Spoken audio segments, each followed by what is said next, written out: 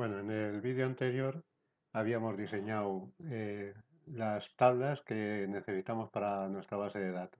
Habíamos dejado en la hoja 1 una, lo que será una tabla de facturas y en la hoja 2 lo que se supone que va a ser los datos que necesitamos en la tabla de clientes. Por cierto, aquí está uno de los errores. Me había equivocado, ya había puesto dos veces el mismo nombre, ya lo he corregido y además había dejado sin poner un encabezado que supiera, para que supiéramos de qué estábamos hablando. También lo he corregido, creo que no tiene importancia en el razonamiento, o sea que lo dejo así. Bueno, pues partiendo de estas dos hojas, con estos datos vamos a crear la primera base de datos y vamos a crear las primeras tablas. Bueno, para crear la base de datos me vengo, abro base de datos. Podríamos crear una base de datos con Firebird incorporado o tenemos también la posibilidad de momento de crear una base de datos externa. Aunque aquí pone conectar con una base de datos existente, aquí se puede crear una base de datos en un archivo, una base de datos Firebird en archivo. Luego también veremos que existe la posibilidad de conectarse a un servidor Firebird. Bueno, como mi intención es progresar en esto, no lo voy a hacer incorporada, sino que lo voy a hacer en un archivo externo. Y así de paso vemos cómo se crea en un archivo externo. Le digo conectar con una base de datos existente y selecciono archivo de Firebird en todas las opciones que hay, archivo de Firebird. Le doy a siguiente y aquí como veis tiene como el botón crear para crear la base de datos. Le doy a crear y la voy a crear en una carpeta que tengo de facturación. La base de datos la voy a llamar facturas.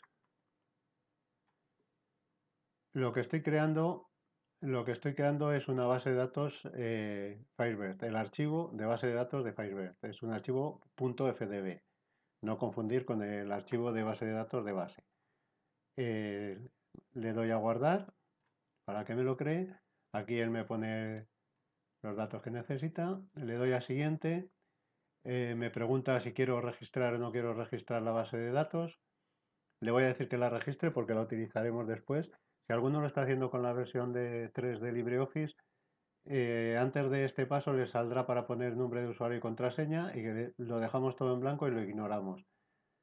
Bueno, yo lo estoy haciendo ahora mismo con la versión 7.2 y como me sale es así. Le doy a finalizar y ahora me pide otra vez el nombre para la base de datos. En este caso sí que es el nombre para el archivo ODB de base. Aquí le voy a llamar facturación también. Facturación también. Le doy a guardar y ya me ha creado la base de datos. Eh, Aquí nos pone que es una base de datos, un archivo de Firebird y nos dice el lugar donde está el archivo. Está en blanco, pues ahora vamos a crear la primera tabla. Nos vamos a tabla, crear tabla en modo diseño. Bueno, vamos a ver. Para hacerlo voy a ponerme así en paralelo para poder ver los datos que teníamos en nuestro libro de calc. Bien, voy a comenzar haciendo la tabla de clientes, que es esta. Bien, como sabéis, en casi todas las bases de datos hay veces que no es necesario, pero en base sí que es necesario si queremos poder modificar la tabla. Cada tabla de las bases de datos necesitan una clave primaria. Yo voy a crear aquí una clave primaria que va a ser un entero, la voy a llamar ID, la voy a poner de tipo entero y voy a decir que tenga el valor automático. Automáticamente, solamente poniendo esos datos, base ya me la marca como clave primaria. A ver, en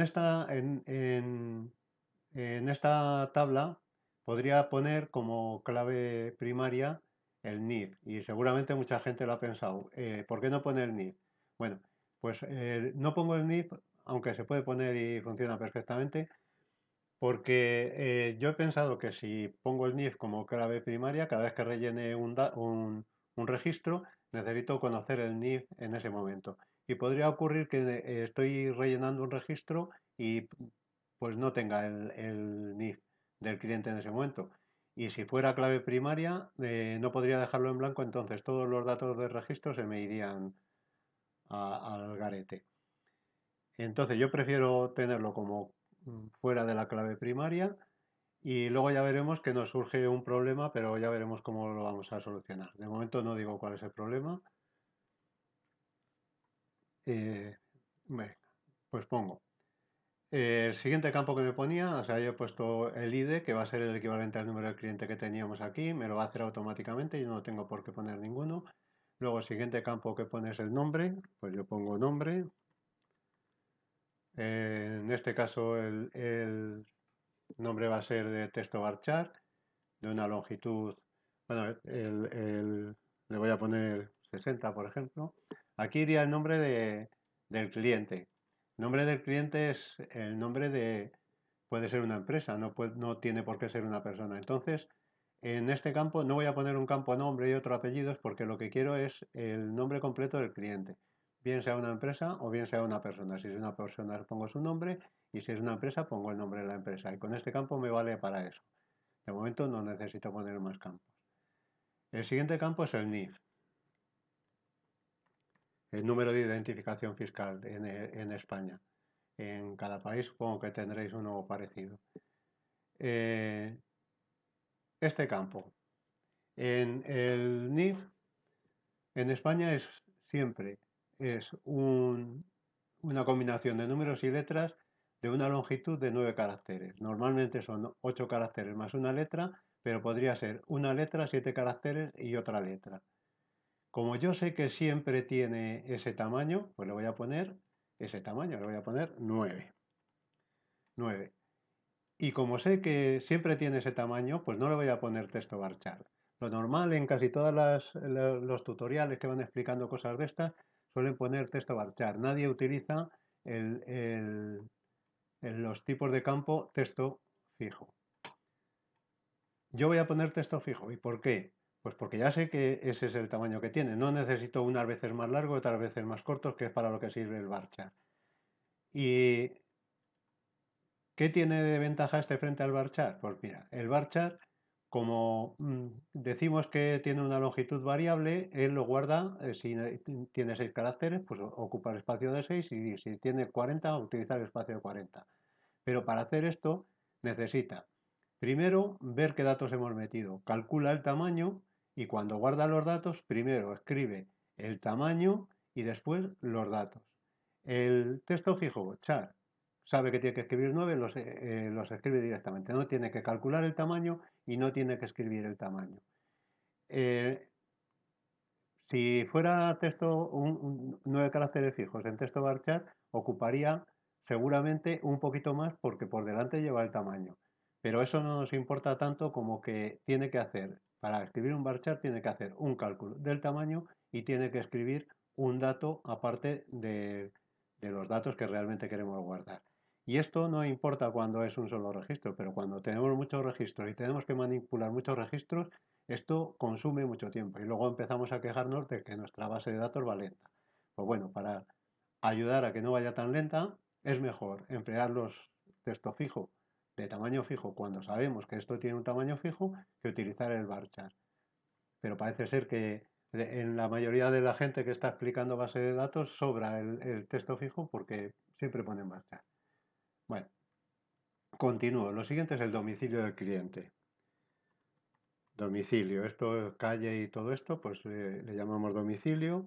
Efectivamente, aquí esto puede variar en tamaño, entonces no nos queda más remedio que poner un varchar. Le voy a poner varchar 50, por ejemplo, tamaño que calculemos. Lo siguiente que teníamos es la población. Voy a sacar un poco más. La población. Pues la población,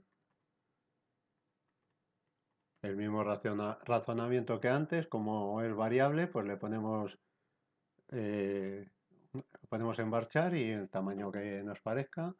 Yo creo que con 40 es suficiente. Siguiente, código postal.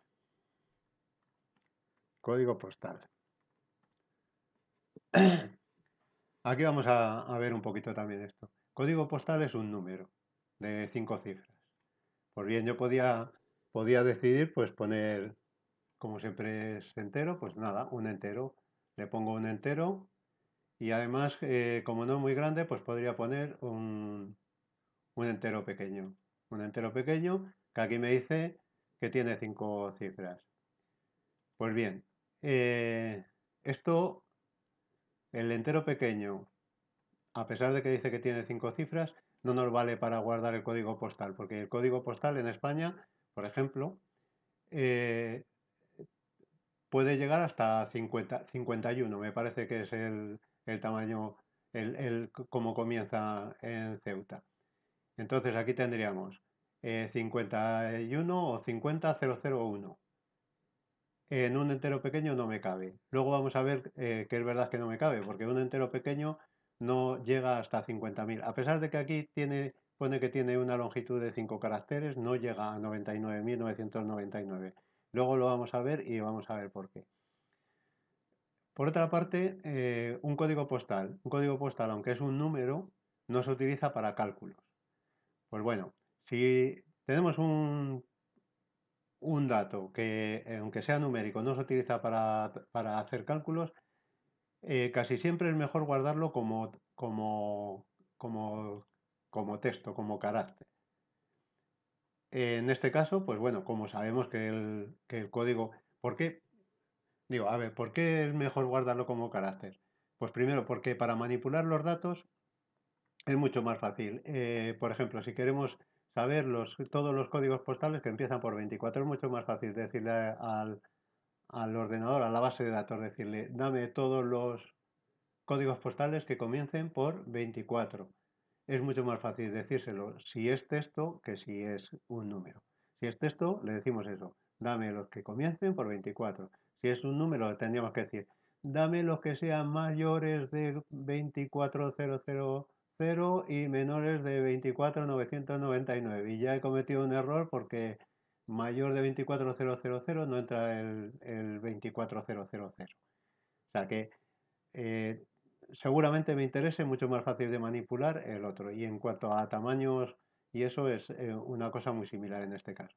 Y como he dicho antes, como tiene una cantidad fija de caracteres, que siempre son 5, pues le pongo texto fijo de 5 caracteres. Siguiente, la provincia. Ah, la provincia no tiene más comentario. Le ponemos provincia. Luego vemos que sí que puede tener algún comentario más, pero bueno, de momento lo vamos a poner texto varchar y con un tamaño de 30 creo que será más que suficiente. Le doy a guardar, ya tengo todos los datos, tengo mi clave primaria, tengo todo.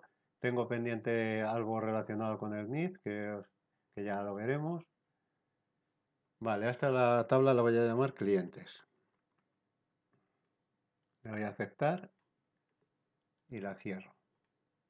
Yo prefiero guardar antes de cerrar porque a lo mejor al cerrar me da un error y la liamos. Venga, aquí tenemos la tabla. Voy a darle a editar para ver que todo está como lo hemos dicho y sigue todo bien. Pues bueno, ya tenemos nuestra primera tabla. Un problema que tiene Firebird, que yo ya sé que tiene y os lo cuento, es que es muy difícil, una vez que has creado una cosa, es muy difícil modificarla. Sobre todo, es muy difícil cambiar el tipo de campo. Cuando tenemos que cambiar un tipo de campo es mucho mejor borrarlo y volverlo a crear nuevo, porque si no empieza a decir que, bueno, ya veremos los errores que nos da. Entonces, antes de ponernos a hacer la tabla, lo mejor es tener bien los datos pensados y hacerlo con cuidado. Venga, y ahora voy a crear la otra tabla, la tabla de facturas. La tabla de facturas que tiene número de factura y el resto de los datos de factura. El número de factura, según la legislación, creo que será más o menos en todos los sitios la misma. Tiene que ser un número consecutivo, no puede haber espacios entre dos números, no se pueden borrar, que esto ya veremos luego a ver cómo lo solucionamos. No podemos eliminar ninguna factura, aunque si tenemos una y hay que modificarla, se puede modificar, pero no se puede borrar. Y bueno, para modificarla hay algunas normas, pero bien, en principio lo vamos a dejar así. Como ya sé todas esas características, este número lo voy a utilizar como clave primaria. Y además me viene bien que es un número y va a ser un entero. Y luego ahora vamos a ver el resto de los datos. Le voy a crear una tabla en vista diseño. El primero, para seguir con la costumbre, le llamo ID, aunque yo ya sé que va a ser el número de factura. Le digo que es entero, integer, valor automático. Y para acordarme que esto es el número de factura, lo voy a poner aquí. Así ya utilizamos este campo que parece que está aquí, nadie lo utiliza para nada. Pues lo utilizo aquí y luego vamos a ver que también vale para... Esto se emplea en algún sitio que seguramente no nos hemos dado cuenta. Bueno, los siguientes campos. Voy a ponerla aquí al lado también, como antes. Y aquí está. Bueno, el número de factura, ya tengo el número de factura, la fecha de la factura. Pues pongo fecha de factura. A mí me gusta utilizar, para separar una palabra de otra, empezar el siguiente como con letra mayúscula. Esto es lo que llaman camel case en algunos sitios. Y yo prefiero esto sobre poner espacios, que en las bases de datos no me gusta poner espacios. Y esto me gusta bastante más, se lee muy bien y me gusta bastante más que gastar el tiempo en escribir un guión bajo, que es lo que utiliza mucha gente. Bueno, la fecha de la factura, como es lógico, el tipo de datos será fecha. Lo selecciono aquí, no hay más. De momento no pongo ninguna entrada como obligatoria, aunque seguramente luego tendríamos que modificarlo y ponerlo. Fecha de factura. Luego tengo el cliente. El tipo de datos de cliente, como ya hemos creado la tabla de clientes y habíamos dicho que lo íbamos a identificar por su número, el número de cliente, que en nuestro caso va a ser el ID, pues este tipo de dato tiene que ser este campo tiene que ser del mismo tipo de datos que el otro. Entonces tiene que ser entero, que el campo ID de la tabla cliente será un entero. Aquí no puede ser el valor automático, ni mucho menos. Lo dejamos como entero y ya está. Cliente. En concepto, aquí tendremos que poner que es la factura. Ya veremos que a lo mejor necesitamos muchos conceptos, pero bueno, de momento vamos a poner uno. Concepto, que esto va a echar. Le voy a dejar larguito para si tenemos que escribir muchas cosas. Precio unitario. Precio unitario. Bueno, aquí estamos hablando de precios. Precios que es un número. Es un número con decimales porque vamos a poner que es dinero. Normalmente se utiliza con decimales. Entonces, los tipos enteros no me valen. Tendría que ir a tipos de coma flotante o doble precisión, que son los que admiten decimales. Y luego hay otro tipo de datos por aquí que algunas veces se habla menos, que son el número y el decimal, que también admiten decimales. Eh, Podríamos usar un número flotante, pero para los dineros a mí no me gusta utilizar datos de coma flotante. ¿Por qué? Pues porque los datos de coma flotante, aunque tienen muchísima precisión y tienen muchos decimales, no son exactos. Entonces, operando con ellos podría ocurrir, en algunos casos ocurre, que tú haces una operación y vuelves a hacer la inversa y no vuelve a dar el mismo resultado. Por ejemplo, podríamos decir que no será el caso seguramente, pero bueno, dividimos por 20 y luego multiplicamos por 20, resulta que al multiplicar por 20 no nos da lo mismo que teníamos originalmente. Eso ocurre con los números de coma flotante porque están diseñados de tal manera que no tienen una precisión, una exactitud. Entonces, conociendo este problema, como a los banqueros esto de que se pierdan céntimos por medio en cuentas no les gusta nada, se inventaron los otros tipos de datos, el numérico y el decimal. El numérico y el decimal son tipo de datos numéricos que admiten decimales, el número de decimales que le marquemos, pero que son exactos. Aquí siempre, si sumas y restas y multiplicas y divides y vuelves a hacer todos los inversos, nos da siempre lo mismo.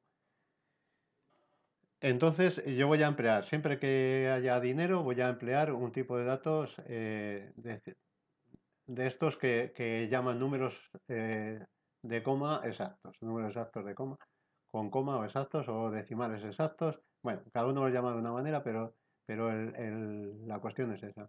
Aquí tenemos dos y en casi todas las bases de datos tenemos el numeric y el decimal. Y en muchas bases de datos son exactamente iguales. En MySQL y MariaDB, por ejemplo, son exactamente iguales. Aquí en Firebird no son exactamente iguales, pero los dos sí que cumplen lo que estoy diciendo, que para el número que le pongamos sí que hacen operaciones exactas. Yo voy a usar el decimal porque el decimal es el estándar de SQL y está definido exactamente en SQL como tiene que ser. Vale, este tipo de datos, a ver, decimal, vale, este tipo de datos tiene una longitud que nosotros se la podemos marcar y un número de decimales. Vamos a utilizarlo para monedas con dos decimales, yo voy a usar con dos decimales, y luego el tamaño. El tamaño de este tipo de campos es, en longitud, es el tamaño total de dígitos incluyendo los dos decimales. O sea, si yo quiero poner millones, que necesito 7 cifras para poner un millón no sé qué, pues entonces le tengo que poner las 7 cifras de los 9.999.999 más las dos del decimal, o sea que sería 9. 9, de los cuales 7 se emplean para la parte entera y 2 para la parte decimal. ¿Vale? Así es como se definen tanto el decimal como el numérico. Lo dejo así guardado. El siguiente campo que nos viene es la cantidad. Voy a poner cantidad. La cantidad, pues depende en qué casos puede ser un número entero o no. Vamos a suponer que vendemos cosas por kilos o que incluso queremos una precisión de gramos. Bueno, pues entonces aquí no es dinero, no nos da. Haremos un cálculo una vez y una vez que tengamos el dinero ya no se va a modificar. Entonces aquí puedo utilizar otro tipo de los datos de coma flotante. Por ejemplo, voy a poner el float. La longitud, pues bueno, pues quiero medir kilos hasta el gramo, con una precisión de hasta el gramo. Entonces necesito tres decimales. Vale. Eh, no lo puedo modificar. Este campo no lo puedo modificar. Entonces ya estoy viendo, pues lo que decíamos. Un error que tiene Firebird es que al diseñarlo no puede modificar el número de decimales ni la longitud del tipo de dato. Voy a ver si con el de doble precisión me da 15, pero también le tengo que poner, tampoco me deja modificarlo. Entonces no voy a usar ese número. De momento voy a sortear este problema utilizando también decimal como en los otros. A ver, ¿qué voy a vender? Que 1000 kilos, pongamos, hemos dicho que quiero precisión de hasta el gramo, con lo cual necesito tres decimales. Y para vender 9.999 kilos necesito cuatro cifras, más las tres de los decimales, 7 cifras para la cantidad. Vale, lo dejo así y me apunto que hay que informar del bug. A continuación me viene el tipo impositivo. Aquí se llama IVA, que de momento es el 21%, es decir, un 21% es un 0,21. Como veo que no puedo poner tipos de coma flotante, pues voy a volver a poner decimal. Le pongo aquí IVA, le pongo decimal. A ver, vamos a calcular el tamaño. El tamaño, si lo máximo va a ser 1,00, pero normalmente será menos de 1. Espero que no nos ponga nunca un impuesto de pagar todo lo que cobramos, venga. Así que le voy a poner, necesitamos para el 21%, necesitamos dos decimales, le pongo dos decimales. Y luego necesito otro espacio para el cero, o sea que necesito tres espacios. 0,00. Bueno, le voy a poner tres decimales, pues si acaso algún día me dicen que tengo que poner un 21,5% de IVA. Parece que no es muy poco. O sea, entonces necesito 3 de decimal más uno para el cero, cuatro dígitos. Lo pongo así, tipo de IVA, y luego lo demás son datos calculados, que en la base de datos también lo puedo calcular, o sea que lo dejo como está. Le voy a guardar y esta tabla le voy a llamar, la tabla es facturas. Facturas. Le voy a aceptar. Ya digo, a mí me gusta guardar primero el nombre, no sea que al hacer clic aquí dé un error y se me quede todo fastidiado. Bueno, pues ya tengo las dos tablas. Ahora voy a explicar eso que habíamos hablado de los números small int, los números enteros pequeños. Para explicarlo voy a crear una tabla. Voy a crear una tabla con un ID porque si no tenemos una clave primaria base no deja modificarlo. En otras bases de datos no es imprescindible, pero en base sí. Entrada obligatoria sí. A ver, no, que no lo he puesto entero. Entero, valor automático sí. Ya tengo mi clave primaria. Ahora voy a poner un entero pequeño. Lo voy a llamar PEC para saber cuál es.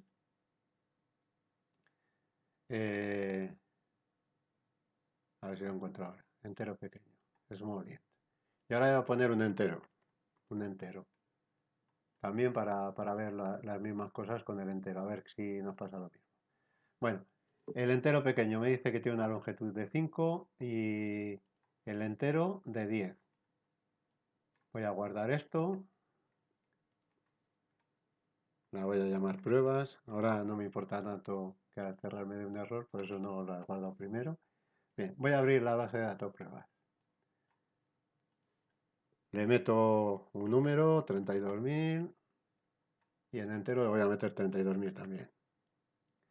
Bueno, hemos dicho que el entero pequeño admitía 5 caracteres y el grande 5. Le voy a poner 99.999. 5. Y el entero admite 10. O sea que le voy a poner 9, 8, 7, 6, 5, 4, 3, 2, 1 y 0. Que estos son 10 caracteres. Vale, parece que me los admite y no hay ningún problema. No ha habido ningún problema. Ahora me voy al campo siguiente, al registro siguiente. ¿Y qué ha pasado? Pues me ha cambiado los dos y me los ha puesto negativos. Ya ha puesto un número el que le ha dado la gana. ¿Qué es lo que ha pasado exactamente? Pues vamos a ver. Mira, si yo os he dicho antes que el entero pequeño admitía 32.000 y pico y el entero grande admite 2 millones y pico.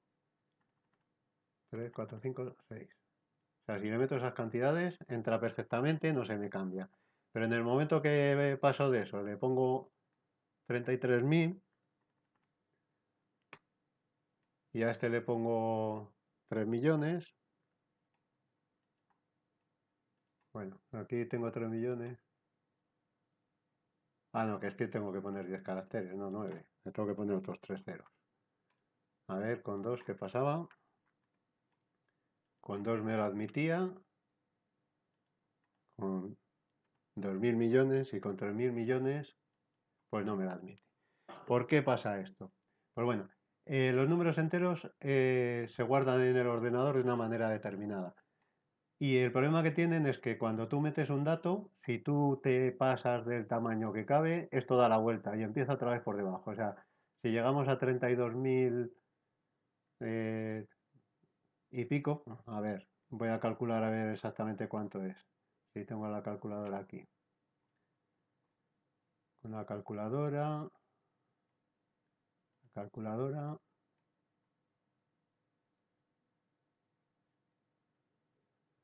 la calculadora, voy a poner en modo científico. Exactamente es 2 elevado a la 15. A ver, hecho. Borro.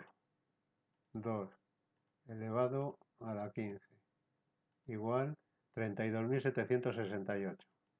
Voy a escribir 32.768. Y me pone menos 32.768. Ahora vemos por qué. Porque es 32, el máximo es 32.767. ¿Veis? Este no me lo ha modificado. Son 32.768, pero el cero también ocupa, o sea que llega a 32.767.